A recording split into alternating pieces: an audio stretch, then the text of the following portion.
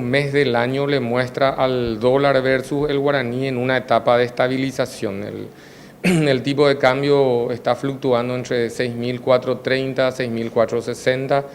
La necesidad de guaraníes propias de la época para pago de aguinaldo, impuestos y demás compromisos que normalmente se liquidan en moneda local exige que muchos de los actores económicos tengan que salir a vender dólares.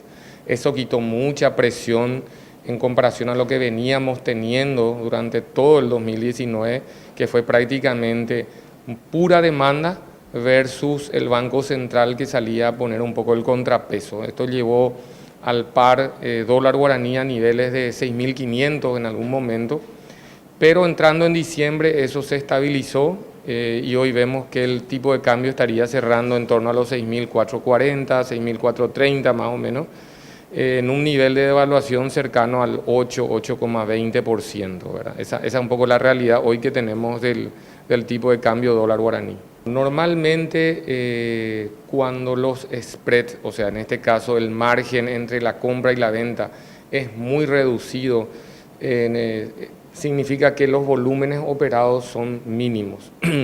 ¿Por qué ocurre esto? Existe gran cantidad de instituciones dedicadas a las operaciones cambiarias. Entonces la competencia hace que los márgenes se vean reducidos con el objetivo de conseguir mayor cantidad de operaciones. Y eso se refleja en el gráfico.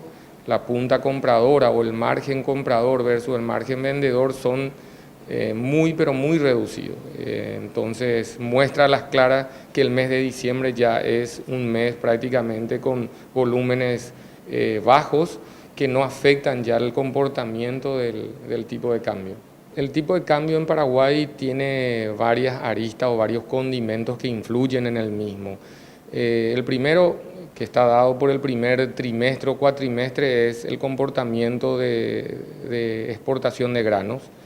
Vemos que vamos a tener un muy buen año agrícola nuevamente.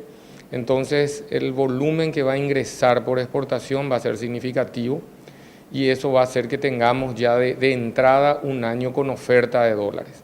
Si a esto le sumamos que el real está mostrando un fortalecimiento contra la divisa americana, también nos hace suponer que Paraguay estaría acompañando ese proceso de fortalecimiento. Vale decir, en resumen, podríamos ver un trimestre o cuatrimestre con una moneda local fortaleciéndose contra la divisa americana, ¿verdad? Con relación a lo que me comentás, la perspectiva de que la Reserva Federal de los Estados Unidos suba su tasa nuevamente es un poco lejana. Entonces podríamos ver un dólar ciertamente débil con relación a lo que teníamos el año pasado. Entonces eso hace suponer que podríamos tener un guaraní más estable en el 2020. Mira, la economía americana está mostrando signos contradictorios. En una primera etapa, esta guerra comercial que se tenía con China, o que se sigue teniendo, afectaba muchísimo las perspectivas futuras. Hoy eso se está disipando, pero muchos agentes económicos aún avisoran una posible recesión. La Reserva Federal, dentro de sus representantes, tienen un poco sentimientos encontrados o perspectivas diferentes. Ellos no ven que la economía americana entre en recesión, pero tampoco están hablando de que tengamos un crecimiento importante en el desempeño económico dentro del 2020. Yo creo que eso va a depender un poco de las acciones políticas que se puedan tener en el 2020. Va a ser un año político, evidentemente. La tensión que existe entre China y Estados Unidos obviamente influye en todo el comportamiento de la economía mundial, y cómo se vaya a desenvolver eso va a tener sus consecuencias positivas o negativas dentro del 2020. Paraguay va a tener un año de rebote, eso va a ayudar muchísimo. El desempeño de la economía primaria, es decir, de lo que es soja en Paraguay, es fundamental.